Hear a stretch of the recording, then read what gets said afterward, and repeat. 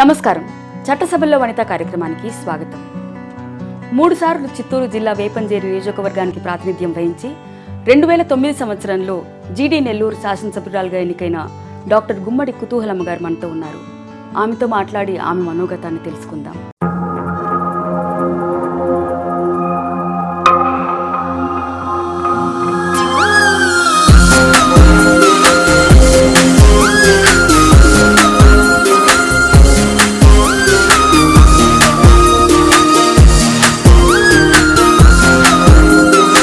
నమస్కారం కుతూహలమ్మ గారు. చట్టసభల్లో వనిత కార్యక్రమానికి స్వాగతం అండి. ఎంబీబీఎస్ చదివి రాజకీయాల్లోకి వచ్చిన ప్రముఖుల్లో మీరు ఒకరు. మీ బాల్యం గురించి, విద్యాభ్యాసం గురించి మా వనితా టీవీ ప్రేక్షకులకు చెప్తారు. బాల్యము అంటే కందుకూరు మా గ్రామం అండి, జన్మస్థలం. అది ప్రకాశం జిల్లా. అప్పుడు నెల్లూరు జిల్లా ఉండింది. మేమంతా ఏమి కాన్వెంట్ స్కూల్ అటు చదివింది ఏం లేదు. అప్పుడు ఎయిడెడ్ స్కూల్స్ అని వీధి బళ్ళు అని ఉంది. వీధి బళ్ళల్లో నేల మీద కూర్చుకొని ఇసుకలు అక్షరాలు దిద్దుకున్నాం. ఇసుకలు మళ్ళీ పలక కావాలంటే మా అన్న మా అక్క వాళ్ళు ఉన్నారు, వాళ్ళు వాడి పగిలిపోయి ఆ ముక్కల్లో మేము చదువుకున్నాం ప్రాథమిక విద్య. తర్వాత ఎలిమెంటరీ అయిపోయిన తర్వాత సెకండరీ ఎడ్యుకేషన్కి వచ్చినప్పుడు జిల్లా పరిషత్ హై స్కూల్ కందుకూరు.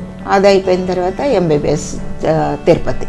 సో మీరు చదువుకునే రోజుల్లో ఎలా ఉండేవారు? అంటే అప్పట్లో నాయకత్వ లక్షణాలు ఉండేవి, స్నేహితులు ఎక్కువ ఉండేవాళ్ళు? రాజకీయమే తెలియదండి అప్పుడు. తర్వాత అంటే రాజకీయాల్లోకి రావడం ఎలా జరిగింది? ఎంబీబీఎస్ చేసి జాబ్ చేస్తున్నా.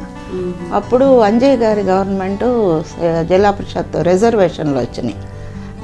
రిజర్వేషన్లు వచ్చినప్పుడు చిత్తూరు జిల్లాలో ఉన్నాను కాబట్టి అక్కడ రిజర్వేషన్ దేంట్లో వచ్చిన క్యాండిడేట్లు, ఎలిజిబిలిటీ క్యాండిడేట్లు ఎవరు దొరకలేదు.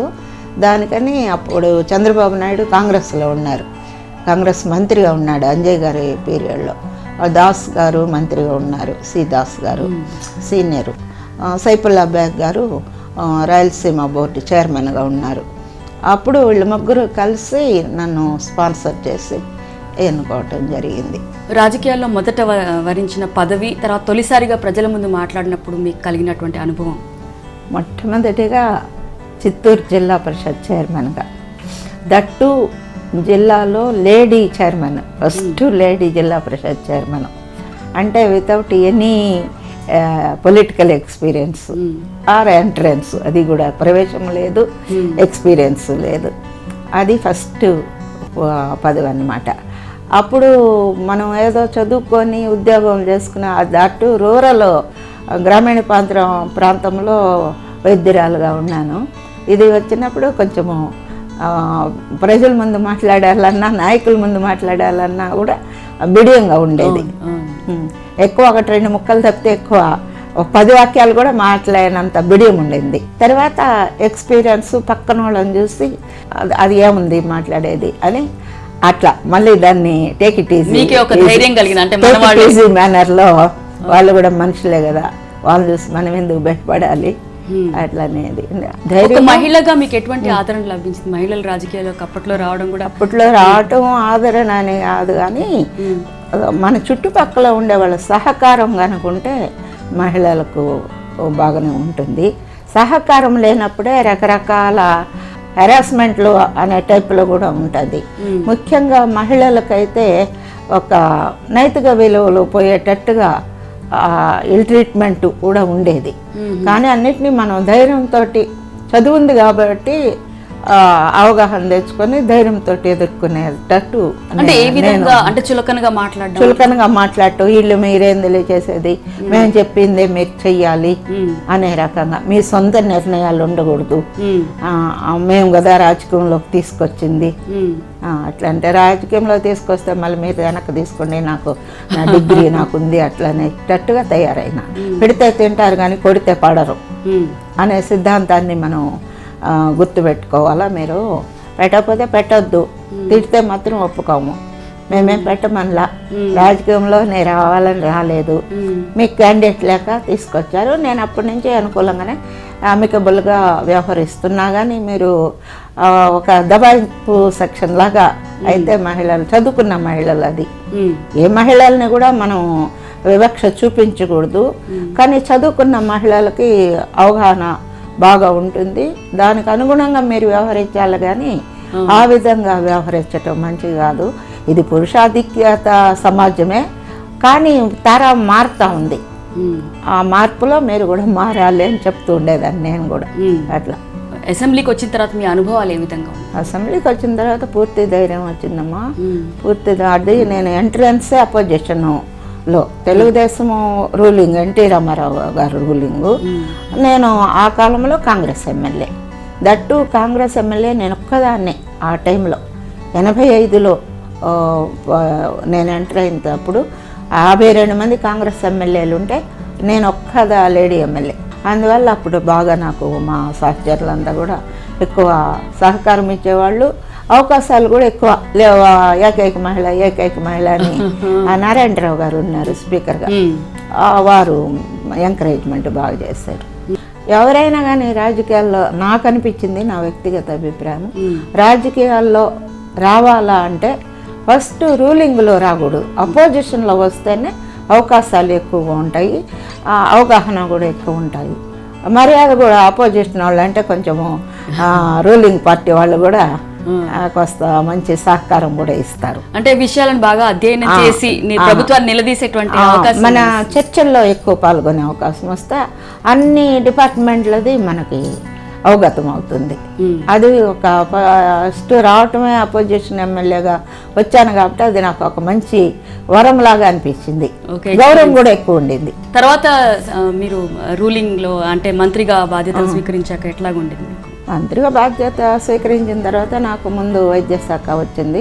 నేను ఒరిజినల్గా డాక్టర్ని కాబట్టి సబ్జెక్టులంతా కూడా హాస్పిటల్ మేనేజ్మెంట్ కానీ, హాస్పిటల్ నిర్వహణ, పేషెంట్లని ఎట్లా చూసుకోవాలి, మందులు ఎక్కువ తీసుకోవాలి, మామూలుగా సీజనల్గా వచ్చే జబ్బులకే అవి ఎక్కువ తీసుకోవాలి, లేకపోతే రొటీన్లో కొనేసి మళ్ళీ టైం బారైపోయిందని పడేయటాలు, దుర్వ్యవహారం, అట్లా మళ్ళీ ఎంత సిబ్బంది ఉండాలి, ఆ సిబ్బందులకు ఉన్న ఇబ్బందులు కూడా తీర్చాలని అట్లా అవగాహన వచ్చింది.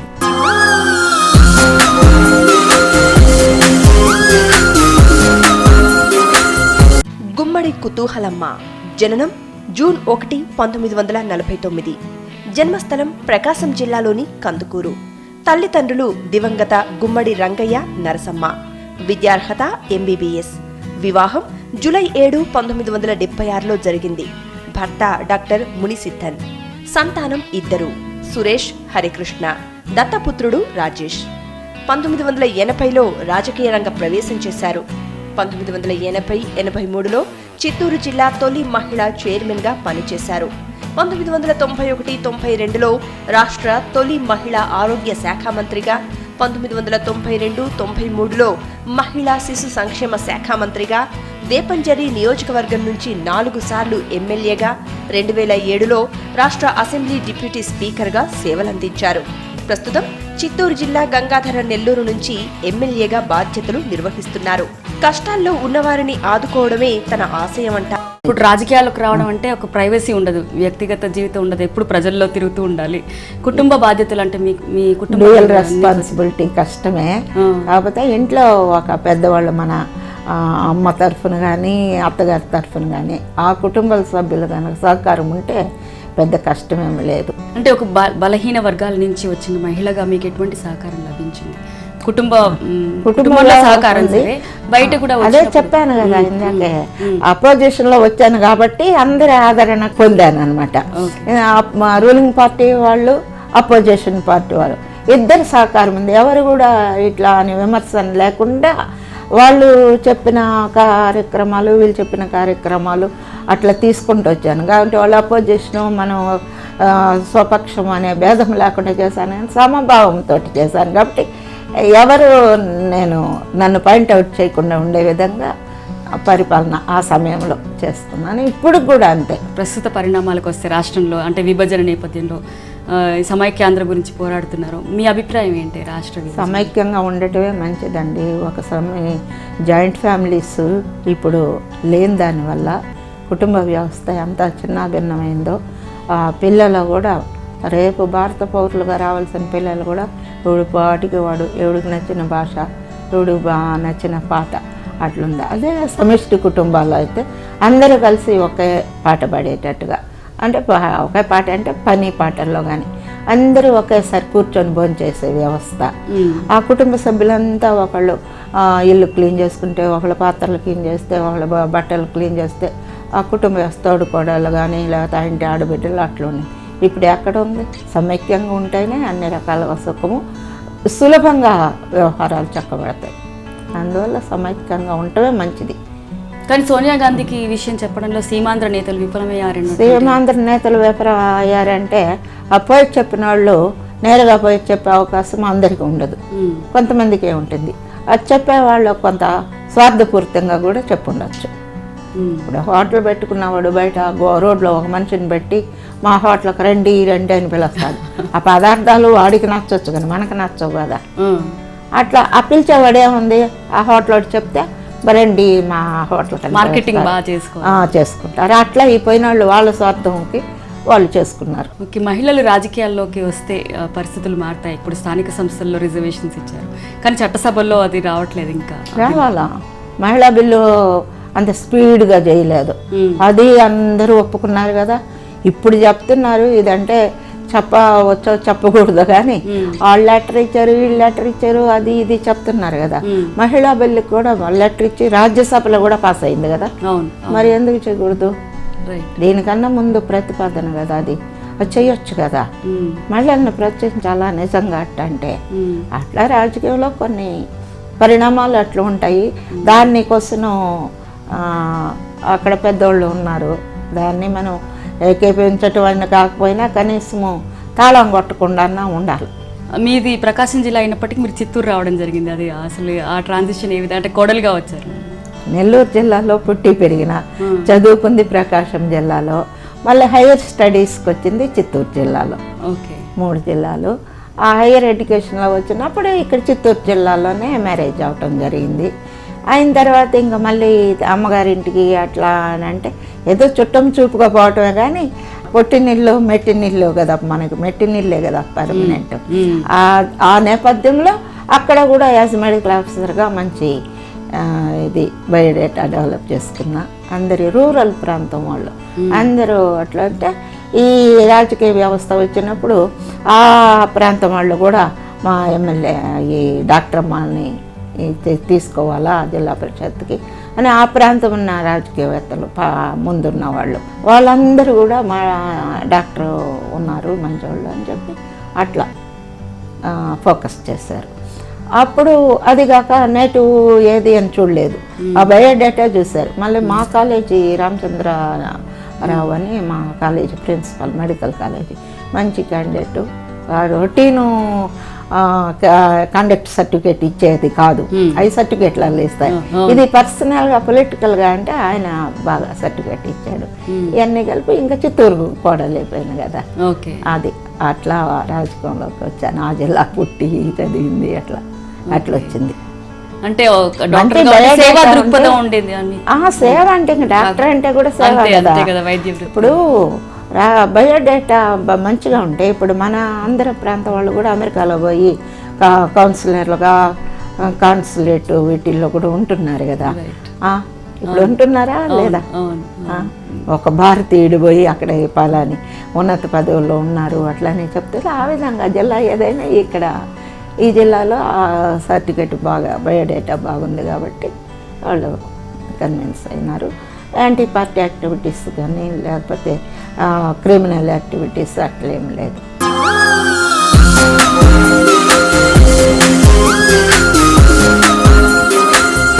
గుమ్మడి కుతూహలమ్మ అభిమాన నేత ఇందిరాగాంధీ. గులాబీ రంగంటే ఎంతో ఇష్టం, మాంసాహార వంటకాలంటే అమిత ఆసక్తి. హార్స్లీ హిల్స్, ఊటీ ప్రాంతాలలో పర్యటించడం తనకెంతో హాయినిస్తుంది అంటారు. స్వాతంత్ర సమరయోధుల జీవిత చరిత్రలు చదవడానికి ఆసక్తి చూపుతారు. అభిమాన రచయిత ఎద్దనపొడి సులోచనారాణి. నచ్చిన సినిమాలు మాయాబజార్, నర్తనశాల. అభిమాన నటీనటులు సావిత్రి, వాణిశ్రీ, ఎన్టీ రామారావు, అక్కినేని నాగేశ్వరరావులు. అభిమాన గాయని సుశీల, గాయకులు ఘంటసాల, ఎస్పి బాలసుబ్రహ్మణ్యంలు. నచ్చిన పాటలు మాయాబజార్ సినిమాలోని వివాహ భోజనంబు, దేవదాసు సినిమాలోని పల్లెకు పోదాం పారును చూద్దాం చలో చలో. దివంగత ఇందిరాగాంధీ తన స్ఫూర్తి ప్రదాత అంటారు. ఇప్పుడు రాష్ట్ర రాజకీయాలు ఎటువంటి మలుపు తిరుగుతుందో చెప్పేటువంటి పరిస్థితుల్లో ఎవరు లేరు అసలు, విశ్లేషకులు కూడా. భవిష్యత్తులో అంటే మీ కార్యాచరణ ఏ విధంగా ఉండబోతుంది నెక్స్ట్? కాలమే గాయాన్ని మానుస్తుంది అంటారు కదా, ఆ కాలమే నిర్ణయిస్తుంది. మీరైతే ప్రజల దగ్గర సన్నిహితంగా మేము ఉంటారు. మీ ఉన్న- విజయ అవకాశాలు అలాగే ఇప్పుడు ఉంటాయి. అట్లా కాదమ్మా, ఇప్పుడు మేము సిట్టింగ్ ఎమ్మెల్యేస్, రైట్. మా బాధ్యతల్లో ఏమి లోపం లేదు, చేసుకుంటూ పోతున్నాము. కాల పరిస్థితుల నుంచి ఈ తీగ కూడా ఇటు మలుస్తే అడ్డం వస్తే ఈ పక్కకు మలిచి పాకుతుంది. అందువల్ల మేము ఎట్లా పాకాలనేది కాలం నిర్ణయించుతుంది. మహిళలకు మీరు ఇచ్చే సందేశం ఏంటి? మహిళలకు అదే నేను చెప్పాను కదా, రాజకీయం అంటే ఆడవాళ్ళకి ఏదో వివక్ష ఉంటుంది, అది ఉంటుంది, ఇవన్నీ ఉంటాయి. ఆ అడ్డంకుల్ని అధిగమించి పోరాటం చేసుకొని సాధించటమే మన అంబేద్కర్ సూత్రం ఏంది? చదువు, చదివించు, పోరాడు, జయించు. ఈ సిద్ధాంతం ఆడవాళ్ళు తప్పకుండా పాటించాలా. రేపు ఈ స్థానిక సంస్థల్లో 50% రిజర్వేషన్లు ఇచ్చారు. ఆ శాతం ఇచ్చిన దాంట్లో వాళ్ళు కుర్చీలు ఎక్కిన మళ్ళీ వాళ్ళ భర్త వచ్చి కూర్చోవటాలు, ఆ భర్త ముందు నడిస్తే ముందు పోతా ఉంటే వెనక నడిచటాలు కాదు. మనము ఈ పదవి అనే ఆయుధంతో ముందు మనం పోయి వెనకాల నడవాలి అనే సిస్టమ్ పెట్టుకుంది. అది కుటుంబం నుంచే రావాలా, తర్వాత సమాజంలో రావాలి, తర్వాత చట్టసభల్లోకి రావాలి. అట్లుంటే ఎవరు ఏం చేయలేరు. మహిళలకు ఒకటి ఉందండి, ఏ బాధ్యత ఇచ్చినా కూడా సక్రమంగా నెరవేరుస్తారు. ఎందుకంటే ఎవరన్నా ఒక మాట అంటే పడలేరు మహిళలు. భయం కోసం అన్నా కూడా వాళ్ళు జాగ్రత్తగా సక్రమైన పరిపాలన, మాట అనిపించుకోకుండా, ఆత్మాభిమానం దెబ్బతినకుండా ఉండే విధంగా వ్యవహరిస్తారు. అందుకే మహిళలకు కనుక అధికారం ఇస్తే సక్రమంగా పరిపాలన చేస్తారు. కుటుంబంలో తల్లిలో మన నాయనమ్మ, అమ్మమ్మ వాళ్ళు ఉన్నప్పుడు వండేది కోడళ్ళు, కూతుర్లో లేదా పని వాళ్ళు వండినా కూడా వడ్డింపు వచ్చినప్పుడు వాళ్ళు కూర్చుంటారు. ఎందుకంటే మా అవ్వ, మా నాయనమ్మ నాకు బాగా గుర్తు. 27 మంది మేము ఉమ్మడి కుటుంబం ఉన్నారు. 3 చిన్నాయనలు, 3 పిన్నమ్మలు, 3 అత్తలు, వాళ్ళ పిల్లలు, అట్లా కలిసి మేము 27 మంది ఉమ్మడి కుటుంబం ఉన్నాడు. అప్పుడు ఈ స్టవ్లు లేకపోతే కుక్కర్లు గిక్కర్లు అవి లేవు కదా, మట్టి పాత్రలోనే వండేవాళ్ళు. అది అక్కడ పెట్టి కూరగాయలు అన్నట్టు పెట్టి ఎవరి ప్లేట్ వాళ్ళు తీసుకొస్తే మా నాయనమ్మ పంచేవాళ్ళు. అంత ముసలాం 70 ఏళ్ళు, 80 ఏళ్ళు, 75 ఏళ్ళ వరకు బాగా కూర్చుంటా లేస్తుంది. 86, 76 అటు పెట్టినప్పుడు కొంత పడగబడి కింద కూర్చోలేని ఉండింది. అప్పటి వరకు ఆమె సక్రమంగా పంపిణీ చేసేది. వీళ్ళందరూ కూడా ఆమె ఆధ్వర్యంలోనే.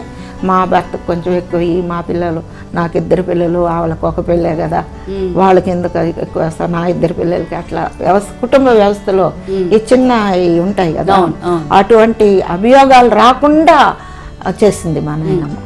అవి నాకు బాగా గుర్తు. మేము బడి పిల్లలుగా గబగబా వచ్చి ఆడ కూర్చుంటే కళ్ళు కట్టుకొని రా పుస్తకాలు అక్కడ భద్రంగా పెట్టుకొని అట్లా క్రమశిక్షణ. అంత వయసులో కూడా ఆమె తరాల వాళ్ళు అట్లా క్రమశిక్షణలో ఉండాలని ఎట్లా కుటుంబం పెద్ద వచ్చిందో అట్లా ఇక్కడ రాజకీయంలోకి వచ్చిన మహిళలు అదే పద్ధతిలో సమభావంతో పరిపాలన చేస్తారు, వివక్షలు లేకుండా చేస్తారు. అందుకని ఎక్కువ మంది మహిళలు రావటమే. ఏది కూడా సులభంగా జరగదు, ఏ పనుల్లోనైనా కష్టం ఉంటుంది. ఇప్పుడు మిక్సీలు వచ్చింది, పొయ్యి స్విచ్ అయ్యినన్న 7 నుంచి లేసాడు పోవాలి కదా, అప్పుడు దంచుతూ ఉన్నారు. అది శ్రమ, కాబట్టి అది కొంచెం శాతం ఎక్కువ శ్రమ. ఇది 7 నుంచి లేచిపోయి స్విచ్ చేసేది తక్కువ శ్రమ. శ్రమ అనేది ఉంది కదా, కామన్. శ్రమ అనేది కామన్. శ్రమ లేకుండా ఏది. అట్లా మహిళలు కూడా కొంత శ్రమ పడాలి.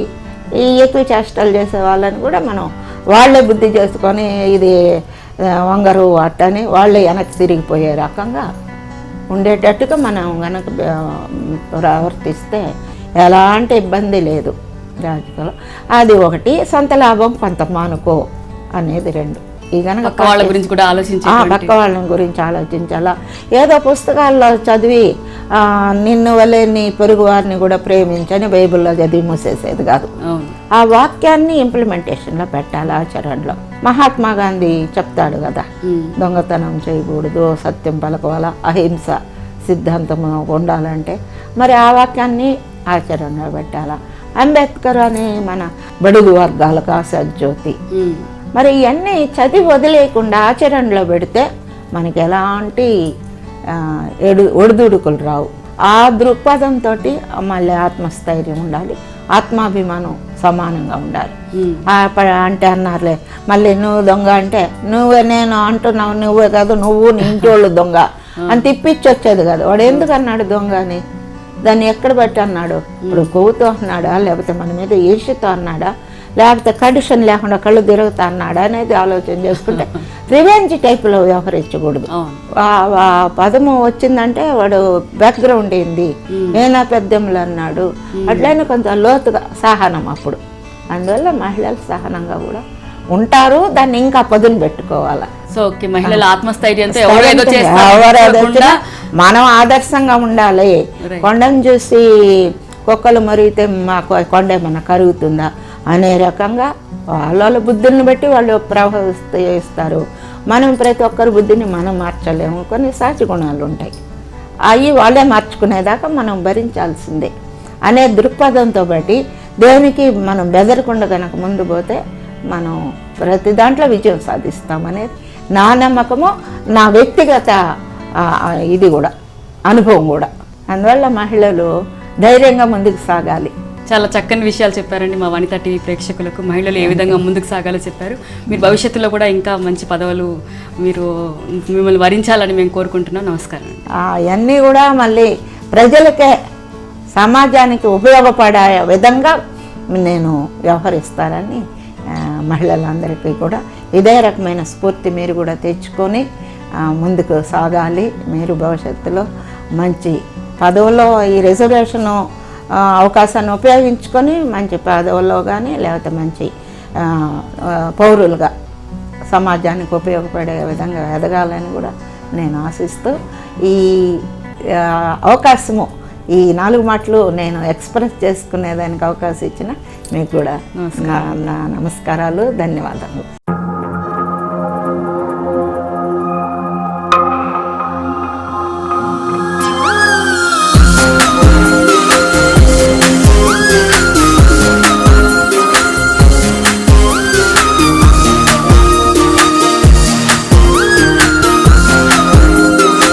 కుతూహలమ్మ గారు చెప్పిన విషయాలు విన్నారు కదండి. చట్టసభల్లో వనిత కార్యక్రమంలో మరో వనితతో మళ్ళీ కలుసుకుందాం. అంతవరకు సెలవు. నమస్కారం. సహ సమర్పించిన వారు శ్వేత శారీ మందిర్.